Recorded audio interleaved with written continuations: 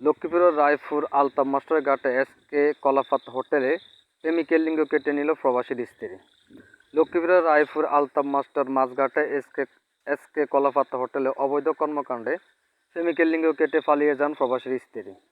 গুরুতর আহত অবস্থায় প্রেমিক তাহিদুল ইসলাম আলামিনকে উদ্ধার করে সদর হাসপাতালে ভর্তি করা হয়। পুলিশ ও স্থানীয়রা জানান, দীর্ঘদিন ধরে চাঁদপুরে ফরিদগঞ্জে তাহিদুল ইসলাম আলামিনের সাথে ওই এলাকার এক গৃহবধূর সাথে প্রেমের সম্পর্ক চলে আসছে।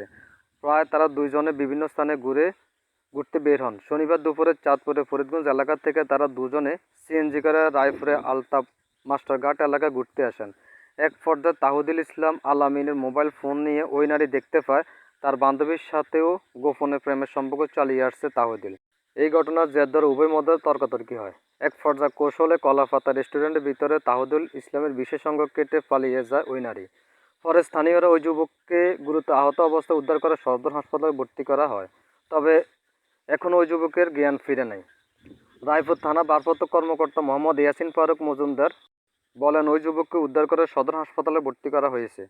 তার নাম তাহিদুল ইসলাম আলামিন। তবে ওই নারীর পরিচয় এখনও নিশ্চিত করতে পারেনি। তাকে ধরতে পুলিশের অভিযান ও মামলা প্রস্তুতি চলছে। সিভিল সার্জন ডাক্তার আহমদ কবির বলেন, তাহিদুল ইসলামের বিশেষ অঙ্গের 90 ভাগ কেটে গেছে, তবে এখনও তিনি সংক্রমুক্ত নয়। তার চিকিৎসা চলছে। প্রচুর রক্তক্ষরণ হয়েছে। 24 ঘন্টার আগে কিছু বলা যাচ্ছে না। তার এখনও জ্ঞান ফেরেনি।